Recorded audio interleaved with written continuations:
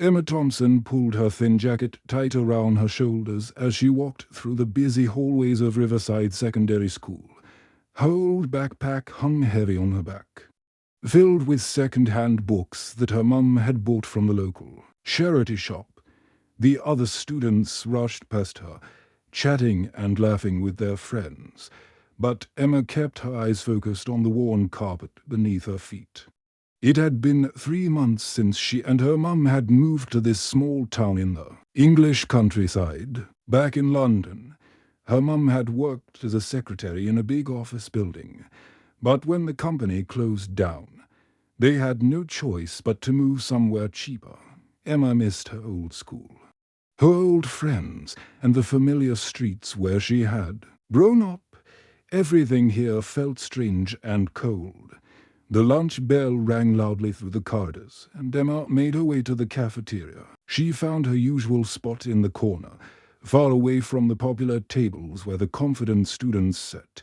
Her mum had packed her a simple cheese sandwich and an apple. The same lunch she brought every day. Emma unwrapped the sandwich carefully, trying not to think about how the other students bought hot meals from the school kitchen. She was halfway through her sandwich when she noticed James Mitchell walking towards her table. James was everything Emma was not. He was tall and strong, with perfectly styled blonde hair and expensive clothes, as captain of the school rugby team. He was popular with both students and teachers. A group of his friends followed behind him, already smirking as if they knew something funny was about to happen.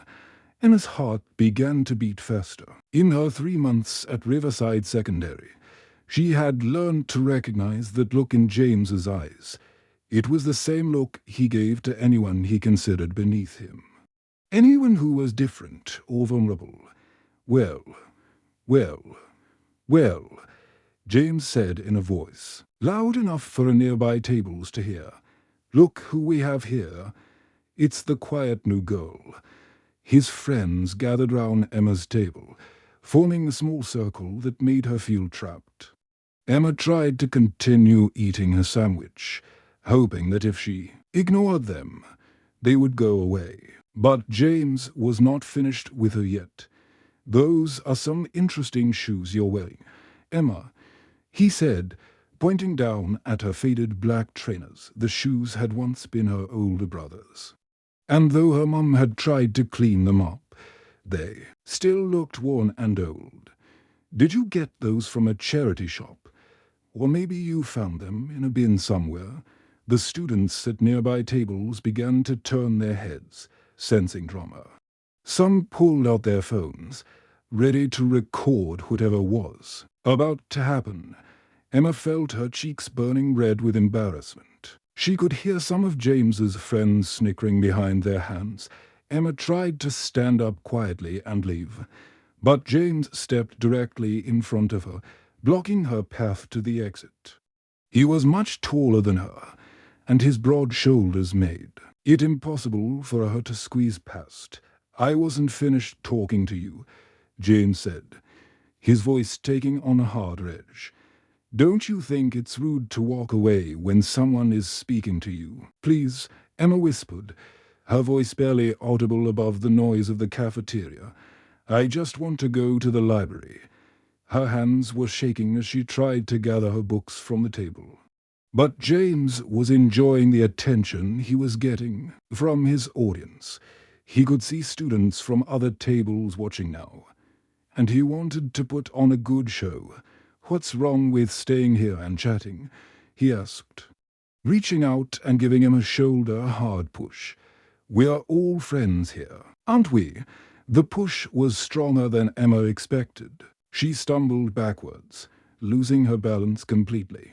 Her books flew from her hands, scattering across the floor with loud thuds. Her half-eaten sandwich fell apart, and her apple rolled under a nearby table. Emma fell to her knees, her face burning with shame as she heard laughter from round the cafeteria. The entire room had gone quiet now, except for the cruel laughter of James's friends. Even students who usually ignored Emma were staring, some with their mouths open in shock, others recording everything on their phones. "Please, just leave me alone," Emma said again, her voice shaking as she began to crawl round on the floor, trying to collect her scattered belongings. Tears were starting to form in her eyes, but she fought hard to keep them from falling. That's when James did something that would change everything. In front of the entire cafeteria, in front of teachers and students and anyone else who happened to be watching, he raised his hand high and brought it down hard across Emma's face. The slap echoed through the silent room like a gunshot. Emma's cheek stung with sharp pain, and she could taste blood where her teeth had cut her lip. For a moment, time seemed to stop completely. But Emma Thompson was stronger than anyone knew. Instead of crying or running away, she slowly stood up. She looked directly into James's eyes with quiet dignity, picked up her remaining books, and walked calmly towards the exit. What James Mitchell didn't know, what none of them knew, was that Emma carried something very special in her heart. Her grandfather was someone the whole world knew and loved, someone who had spent his entire life teaching people that true strength doesn't come from hurting others, but from never giving up, no matter how hard life becomes. Emma sat on the edge of her narrow bed in the small bedroom she shared with her little sister. The house they rented was cramped and cold, with thin walls that let in every sound from the street outside. Her mum was downstairs in the kitchen, washing dishes and humming quietly to herself, trying to stay cheerful despite everything they had been through. Emma touched her cheek gently. The red mark from James's slap had faded, but she could still feel the memory of it burning on her skin.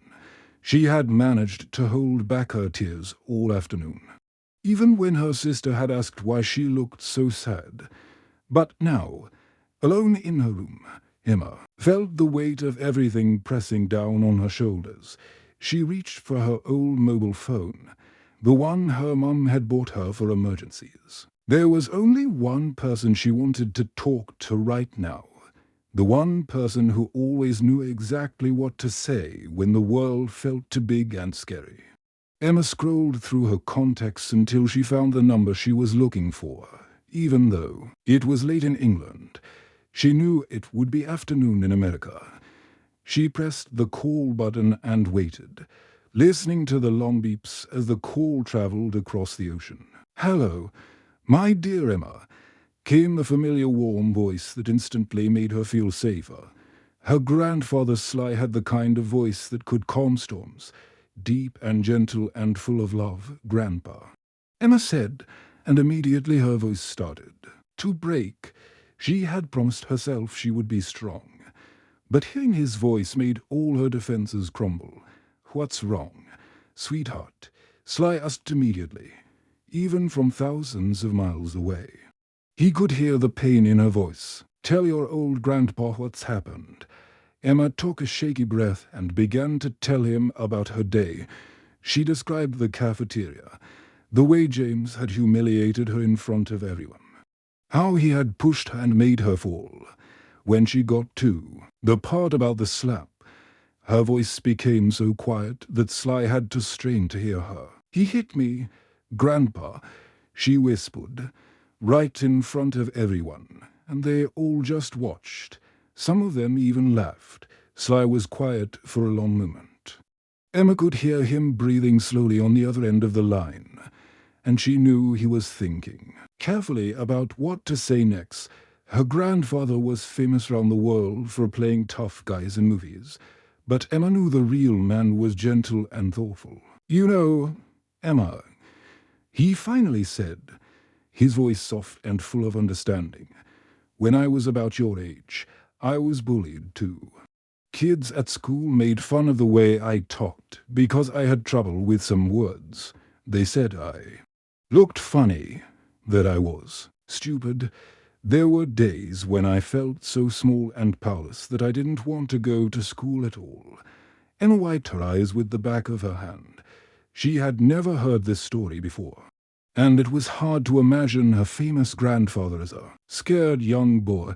"I remember one day," Sly continued, a group of older boys cornered me after school. They pushed me round, called me names, made me feel like I was nothing. I wanted to fight back so badly. Emma, I wanted to hurt them the way they were hurting me.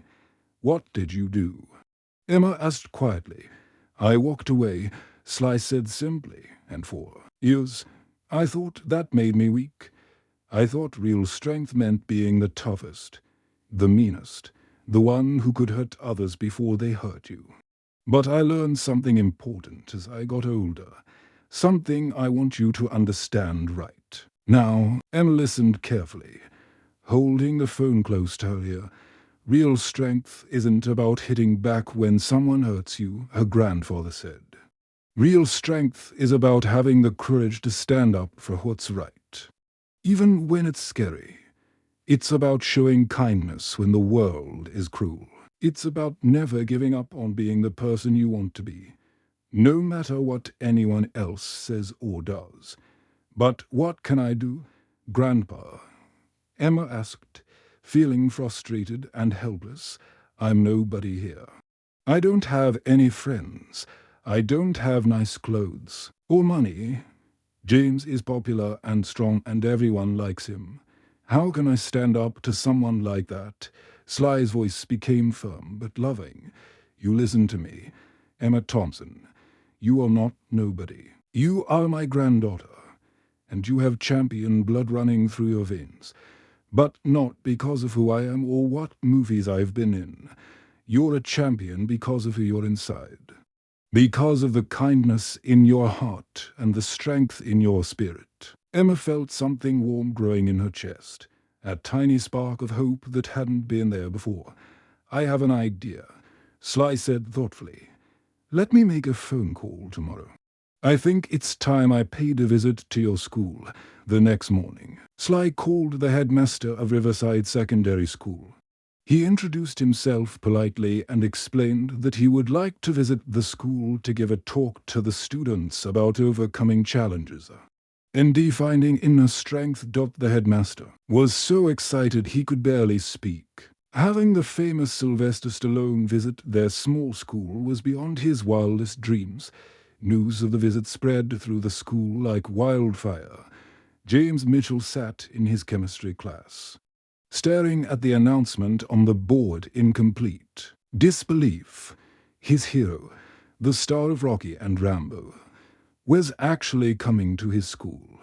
James had posters of Sylvester Stallone on his bedroom wall and had watched every single one of his movies dozens of times. What James didn't know, what he couldn't possibly imagine, was that the quiet girl he had humiliated and hurt was connected to the man he admired most in the world. The morning of the special assembly arrived with an excitement that could be felt throughout Riverside Secondary School. Students had been talking about nothing else for days. The famous Sylvester Stallone, the man who had played Rocky Balboa and John Rambo, was actually coming to their small school in the English countryside. Many of them had grown up watching his movies with their parents, and now they would get to see him in person. The assembly hall had never been so full. Every seat was taken, and some students were standing along the walls. Teachers rushed round making sure everything was perfect, checking the microphone and adjusting the lights on the stage. The headmaster paced nervously backstage, still unable to believe that such a famous person had chosen to visit their school. James Mitchell had arrived early to claim a seat in the very front row. He wore his best clothes and had spent extra time styling his hair that morning. His friends sat beside him, all of them buzzing with excitement. James had watched every Stallone movie at least 10 times, and he knew every famous line by heart. He was practically vibrating in his seat, unable to contain his enthusiasm. Near the back of the hall, Emma Thompson sat quietly in a corner seat. She had chosen to sit far away from the crowd, partly because she still felt uncomfortable being around so many of her classmates, and partly because she wanted to watch her grandfather without drawing attention to herself. her.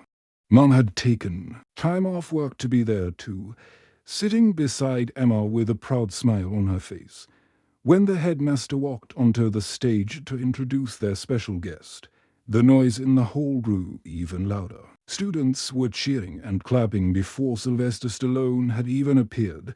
Then the man himself walked out from behind the curtain, and the entire room erupted in thunderous applause. Sly looked exactly like he did in his movies, but somehow more approachable and kind. He wore a simple dark suit and smiled warmly at the crowd of young faces staring up at him. He raised his hand for a quiet. And gradually the noise died down until you could hear a pin drop. "Hello, everyone," Sly began, his famous voice carrying easily to every corner of the hall. "Thank you for having me here today. I have to say, you have a beautiful school, and I can see that you're all wonderful young people." The students beamed with pride. Even the teachers were starstruck, some of them taking photos from the side of the stage. "I want to talk to you today about something very important," Sly continued, his tone becoming more serious. "I want to talk to you about what it means to be a real champion. Now, you might think that champions are people who win boxing matches or become famous movie stars. You might think being a champion means being the strongest or the toughest person in the room." James nodded enthusiastically from the front row. This was exactly what he believed in his mind. Champions were people like Sylvester Stallone, people who could fight and win and never back down from anyone. "But I've learned something over the years," Sly said, his eyes scanning the crowd. "True champions are not the people who hurt others or use their strength to make others feel small. Real champions are people who protect those who cannot protect themselves. They are people who show kindness when it would be easier to be cruel. They are people who never give up on doing what's right, even when it's difficult." The hall was completely silent now. Even the youngest students could sense that this was not just entertainment, but something much more important. Sly's eyes found James in the front row, and he looked directly at him. "I heard there was an incident here recently. A young person was hurt by someone who thought that being bigger and stronger gave them the right to hurt someone smaller and more vulnerable." James felt his stomach drop like he was falling from a great height. His mouth went dry, and he could feel his heart pounding in his chest, somehow, impossibly. This famous man knew about what had happened in the cafeteria. But how could he know? Who could have told him? The girl who was hurt. Sly continued, still looking directly at James. "The girl who was pushed and humiliated and struck across the face in front of all her classmates. She's my granddaughter, Emma Thompson." The reaction was immediate and overwhelming. Every single person in the hall gasped at the same time, creating a sound like a wave crashing against the shore. Students turned in their seats, looking round frantically until they spotted Emma in the back corner. Some pointed, others whispered urgently to their friends, and a few took out their phones to capture the moment. Emma felt hundreds of pairs of eyes focusing on her all at once. For a moment, she felt the same panic she had experienced in the cafeteria, but then something different happened. Instead of shame, she felt a warm pride growing in her chest. She sat up straighter and looked back at the crowd with quiet dignity, the same dignity she had shown when James had hurt her. James felt like he might be sick. The hero he had admired his entire life was staring at him with disappointment. And now everyone in the school would know what he had done. He expected anger, shouting, maybe even the police to come and arrest him. His rugby career would be over. His friends would abandon him. His parents would be ashamed. But Sylvester Stallone surprised everyone, especially James. "Now, I could use my fame and influence to make sure this young man gets in serious trouble," Sly said, his voice calm and measured. "I could call the police, speak to the school board, Make sure he faces consequences that would change his life forever. And maybe some people would say that's what he deserves. James closed his eyes, waiting for the hammer to fall. But that's not what real champions do, Sly continued. Champions don't seek revenge. They seek understanding.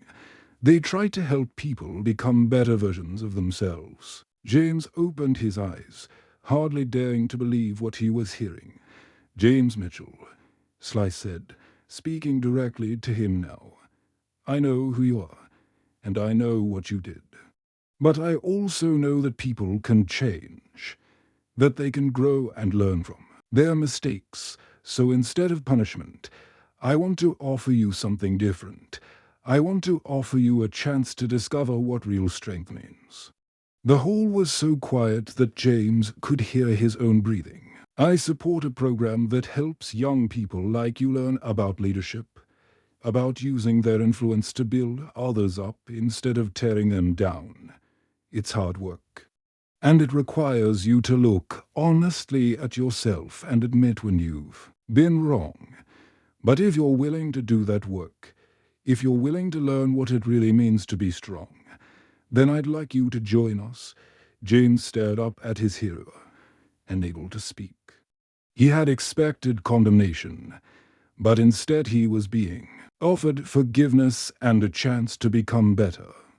It was more than he deserved, and he knew it. The weeks following Sylvester Stallone's visit to Riverside Secondary School brought changes that nobody could have predicted.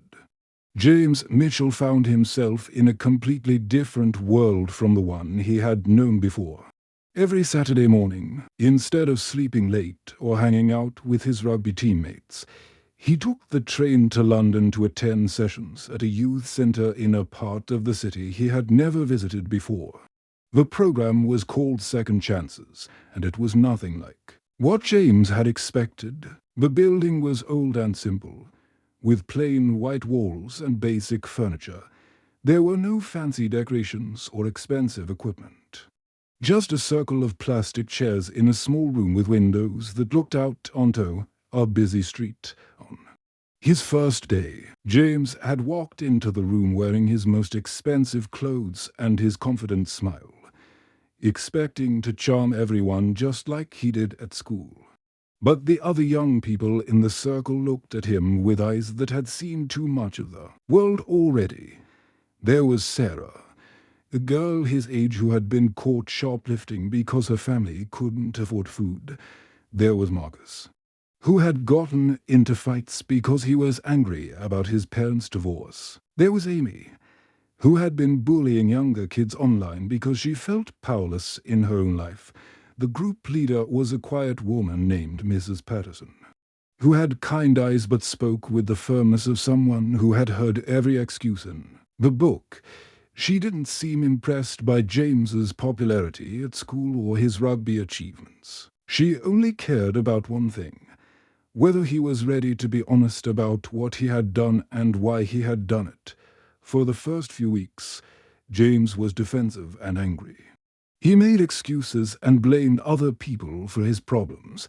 He said that Emma had been asking for trouble by being different, that he was just joking round, that everyone was making too big a deal about one little incident. But Mrs. Patterson and the other group members didn't let him get away with it. They had all been where he was, making excuses and refusing to take responsibility for their actions. They knew what it looked like when someone was lying to themselves. I don't know why I did it, James finally admitted during a session in late October, his voice quiet and shaky.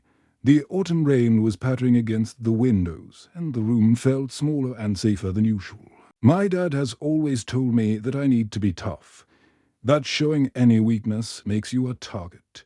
He says the world is full of people who will try to hurt you if you let them. Mrs. Patterson nodded encouragingly. Tell us more about that, James. James looked down at his hands, which were clenched tightly in his lap. At home, if I cry or get upset about something, my dad gets angry. He says boys don't cry, that I need to be stronger than that. He's always pushing me to be the best at rugby, to be the most popular kid at school. I guess I thought that hurting Emma would make me look strong in front of everyone. Sarah, who had become something of a friend to James over the weeks, spoke up gently. But did it make you feel strong? James was quiet for a long moment. No, he said finally. It made me feel terrible, but I didn't know how to stop.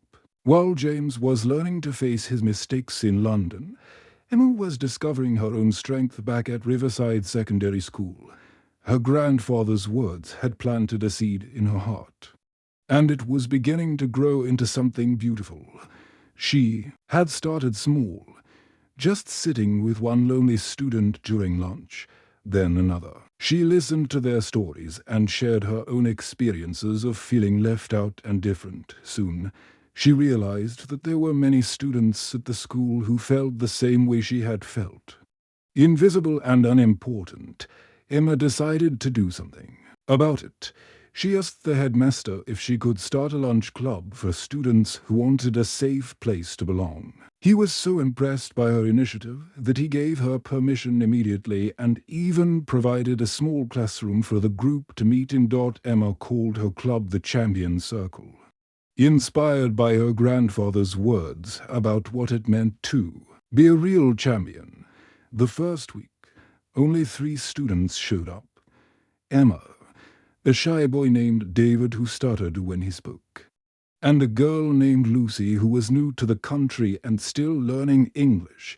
We don't have to be famous or strong to be champions, Emma told them as they sat in their small circle, sharing sandwiches and stories. We just have to care about each other and help each other feel like we belong. Word about the Champion Circle spread slowly but steadily. Students who had never spoken to each other before found themselves sitting together, sharing their fears and dreams. Emma discovered that she had a gift for making people feel heard and valued, for helping them see their own worth. By November, the Champion Circle had grown to include 15 regular members, and Emma felt proud of what they had created together. But she was completely surprised when James Mitchell appeared in the doorway of their meeting room one afternoon. James looked different than he had before. He seemed smaller somehow, less sure of himself. His usual crowd of followers was nowhere to be seen, and his expensive clothes had been replaced with simple jeans and a plain sweater. Emma, he said quietly, his voice barely above a whisper, could I talk to you for a minute? Emma felt her heart start to beat faster, but she nodded and stepped out into the hallway with him. The other members of the Champion Circle watched through the window, ready to come to her aid if she needed them. I want to apologize properly, James said, looking directly into her eyes for the first time since the incident in the cafeteria. What I did to you was wrong. It was cruel and cowardly, and I'm truly sorry. I've been going to counseling sessions in London, and I've been learning a lot about myself. I don't like who I was. Emma, I want to be better. Emma studied his face carefully. She had become good at reading people over the past few months, at seeing past their words to the truth underneath. What she saw in James's eyes was genuine regret and a desperate hope for forgiveness. Thank you, James, she said simply. It takes real courage to admit when you're wrong. James took a deep breath. I know I don't deserve it, and I know you have every right to say no. But I was wondering if maybe I could help with your Champion Circle somehow. I'd like to try to make things right, to do something good instead of just causing harm. Emma looked back through the window at her friends, who were pretending not to watch but obviously hanging on every word. Then she looked back at James, and for the first time since she had known him, she smiled at him with genuine warmth. Champions help each other grow. James, she said, yes, you can help. Spring had arrived at Riverside Secondary School, bringing with it changes that would have seemed impossible just 6 months earlier. The grey winter days had given way to sunshine streaming through classroom windows. And the school grounds were alive with the sound of students laughing and talking together in ways that felt genuinely warm and friendly. Emma Thompson walked through the same hallways where she had once kept her head down in fear. But now she moved with quiet confidence. Students smiled and waved at her as she passed, and she returned their greetings with the kind of genuine warmth that made people feel better about themselves. The champion circle had grown far beyond what she had ever imagined possible. What had started as a small lunch group for lonely students had become something much bigger. The champion circle now met 3 times a week, with over 40 regular members from all different grades and social groups. They had organized fundraisers for families in need, created a peer tutoring program, and established a buddy system for new students. The headmaster had even asked Emma to help train teachers on how to create more inclusive classrooms. James Mitchell had become one of the Champion Circle's most dedicated volunteers. Though his journey to get there had not been easy, those Saturday sessions in London had changed him in ways he was still discovering. He had learned to recognize the anger and insecurity that had driven his bullying behavior, and more importantly, he had learned healthier ways to deal with those feelings. His relationship with his father had been difficult to navigate. Mr. Mitchell had been confused and frustrated by his son's newfound interest in what he called soft activities. But when James had finally found the courage to tell his father about the counseling sessions and what he was learning about real strength, something had shifted between them. It was a slow process, but they were learning to communicate in new ways. On a warm Tuesday morning in May, a new student named Oliver Brown walked nervously through the front doors of Riverside Secondary. He was small for his age, with thick glasses and a stutter that made him self-conscious about speaking. His family had moved from Wales, and everything about this English school felt foreign and intimidating. Oliver's first few days were challenging. During lunch on his 3rd day, a group of older boys noticed him sitting alone and decided to have some fun at his expense. They surrounded his table, making jokes about his Welsh accent and calling him names that made his cheeks burn with embarrassment. Emma noticed what was happening from across the cafeteria. Without hesitation, she walked over to Oliver's table, followed by several other members of the Champion Circle. "Hi there," she said to Oliver with a warm smile. Completely ignoring the older boys, "I'm Emma. Would you like to come sit with us? We were just talking about the new art project, and we could use someone with fresh ideas." The older boys looked annoyed at being interrupted, but before they could say anything else, James appeared beside Emma.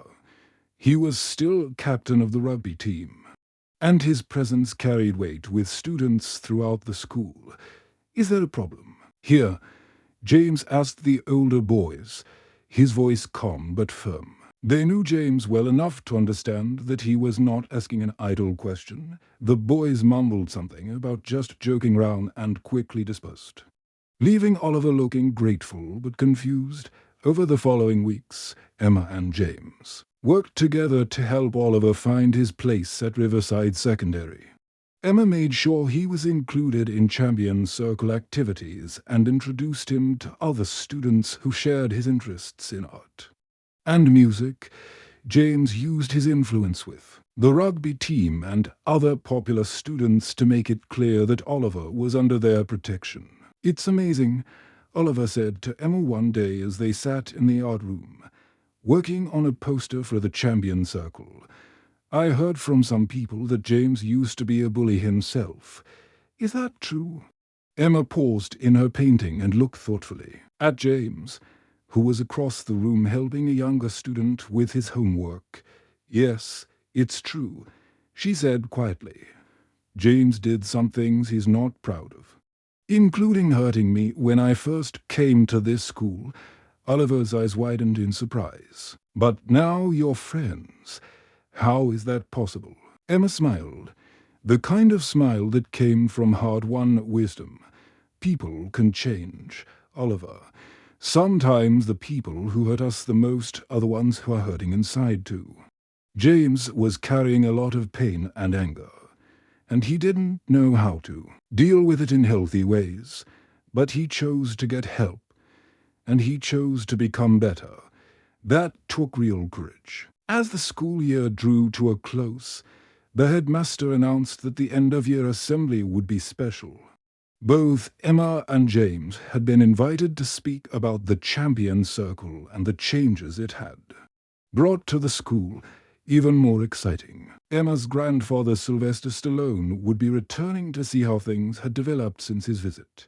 The assembly hall was packed once again, but this time the atmosphere was completely different. Instead of the tense excitement that had filled the room during Sly's first visit, there was a sense of celebration and genuine community.